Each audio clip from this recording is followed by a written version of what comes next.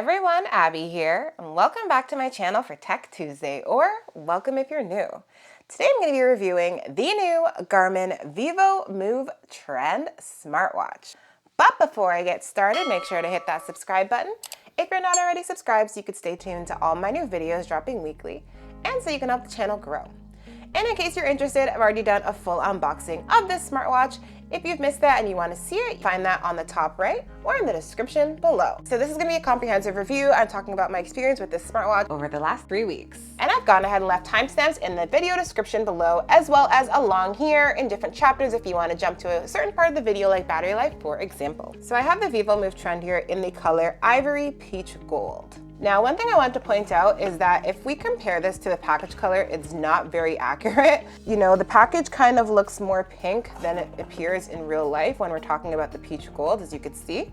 And then the band color is actually a bit more kind of white in person. Now, the current price of this smartwatch is $399.99 Canadian and $299.99 American.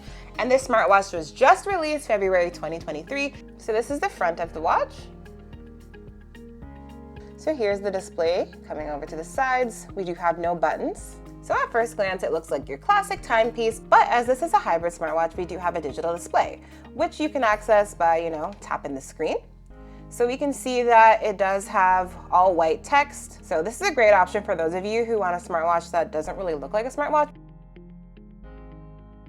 And alright guys, now I'm going to go into the major spec highlights about this watch so you can get an idea of what it can do. First and foremost, this is a hybrid smartwatch. It has a liquid crystal display and chemically strengthened glass lens.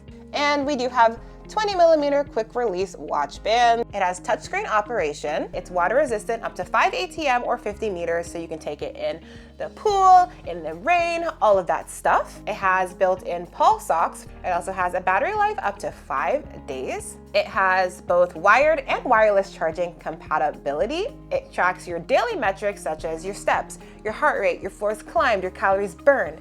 It has connected GPS. This is going to piggyback off of your smartphone's GPS for your outdoor activities. It has Bluetooth, and it can track a variety of workouts such as running, swimming, and yoga. It also has advanced sleep tracking. You can also answer or deny phone calls and reply to smartphone notifications. Now, these are not all of the specs about this smartwatch, but these are the most important, I think.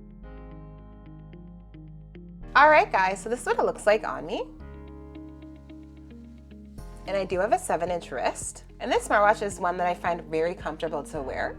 It's lightweight, the band is nice and comfortable against my skin as well. And it does fit a variety of wrist sizes. As you can see, I'm kind of in the middle here, but we have a lot more space.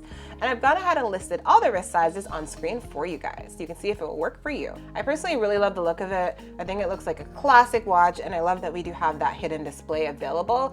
If you want to just kind of like take a peek at your heart rate or your steps, it's really handy to have that there. The only thing is I really would have liked to see like a second hand. I think that would have been super helpful, especially for people who, need to look at seconds and stuff for their jobs.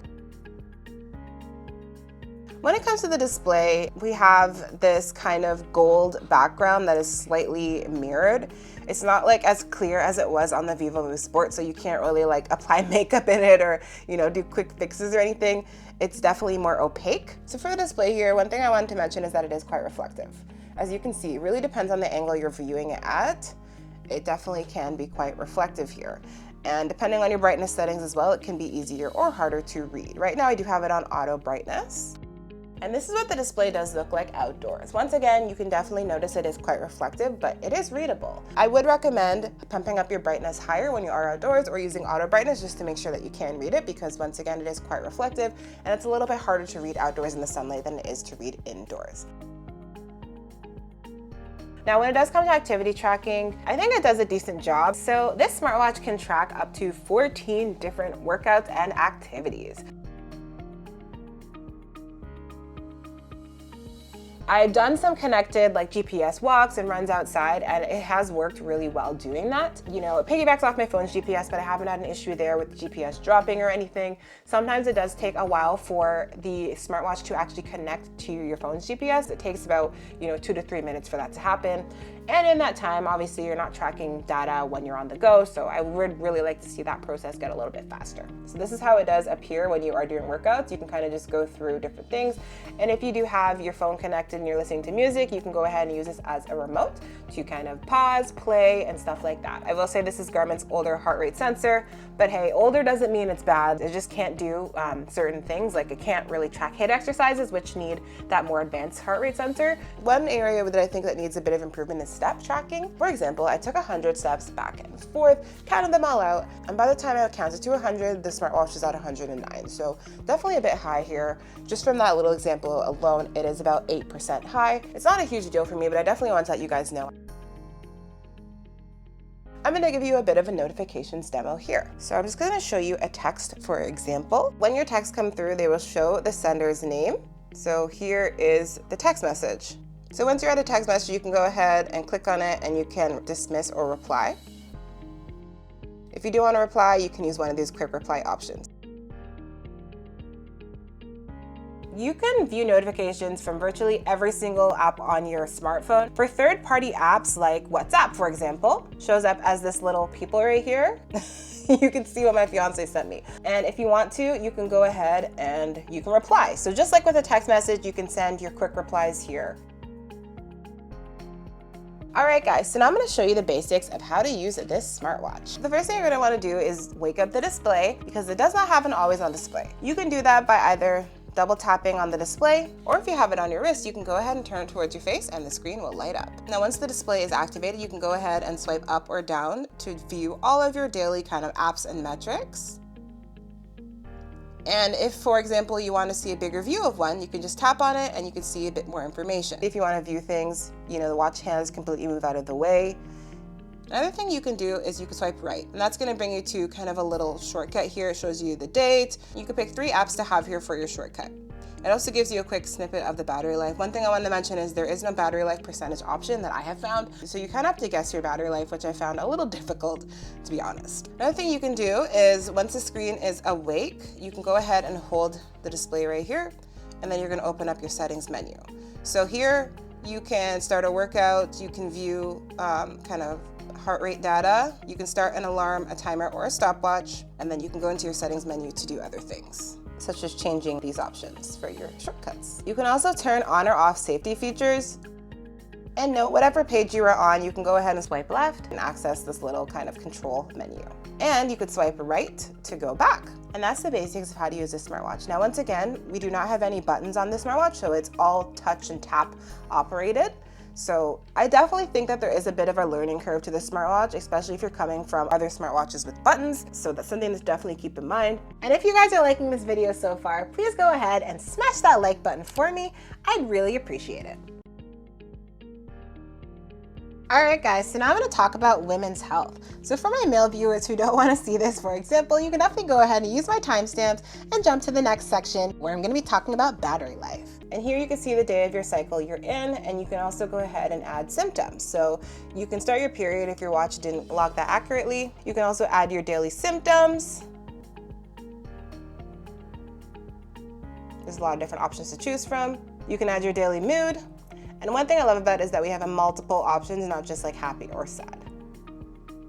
You can go ahead and add any discharge.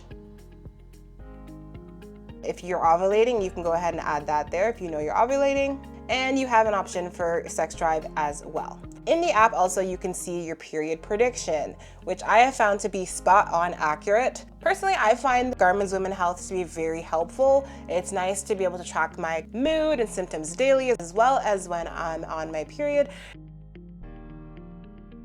So when it comes to the battery life of this smartwatch, it does have a coded battery life up to 5 days. So with my uses, which I have on screen for you guys, things like connected GPS, walks, runs, daily alarms, timers, and more, I have gotten on average 3 to 3.5 days of battery life with this smartwatch. So it's better than some smartwatches on the market if you're comparing it to other brands, but comparing it to Garmin watches, this is not great. Even if I'm comparing this to the Vivomove Sport, which just came out last year in 2022, we're having basically the same battery life, and I'm actually getting a little bit less battery life here than I did on that smartwatch. One thing I do want to say about battery life is that it's something something that definitely varies between individuals because we all use our smartwatches differently. So one thing I want to mention about the smartwatch is that it does have wireless charging compatibility.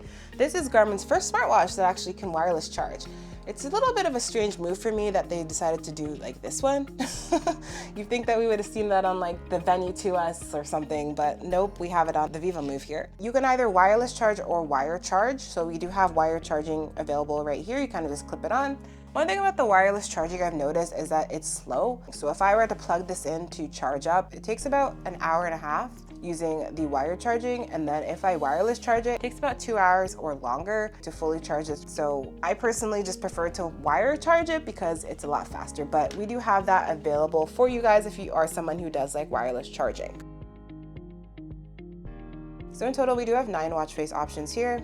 You can edit some of the data on them if you want to, change what you're viewing here. For example, if I don't want to view steps here, I can go ahead and change that to like floors climbed. So they are customizable, but it's very basic in terms of what we can do.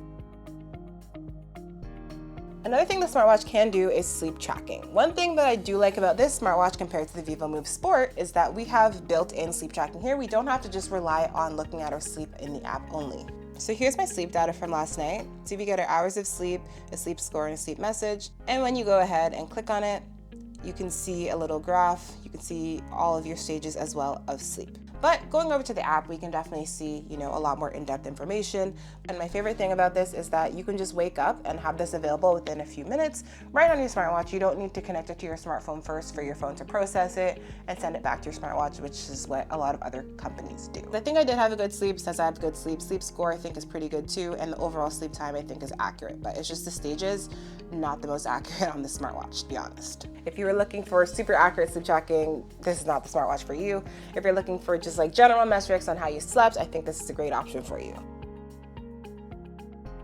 So when it comes to cons about this smartwatch, there are a couple I've noticed. The first con for me is that when you are using the touchscreen operation, a lot of the time it is extremely laggy and it's inaccurate. So if I'm trying to swipe up sometimes, or if I'm trying to go left or right, it doesn't really notice my swipes. So sometimes I find myself having to do the same thing multiple times in order to just view things. So that's something I find definitely very annoying. And sometimes if I'm double tapping, it doesn't recognize it. So the touch controls here, I think, definitely need refinement. So that's something that I definitely do not love about this smartwatch because it's touchscreen only. We have no buttons to use. Another con for me is the display here gets dirty very easily and it shows your fingerprints extremely easily. So I find myself having to clean this off constantly during the day because I don't really like the appearance of it. It just makes it look really cloudy and it makes it hard to actually read the display. The display here can be a bit too small for some, really depending on your vision. The text is really tiny in some areas of the smartwatch, and you don't have an option to make it bigger. Another thing I don't love about this is that the amount of activities we can track is quite limited. We can track just 14 activities on the smartwatch. Now, that's not horrible by any means. You can track most of the basics like your running, your walking, your yoga, but it misses out on a lot of other activities. For someone who likes to do a lot of different activities, this might not track all of the ones you need it to track. And alright guys, considering the price, the quality, the color, the battery life, the performance, the ease of use, and everything like that, I would go ahead and give this a 7.9 out of 10. And I definitely do give it a thumbs up.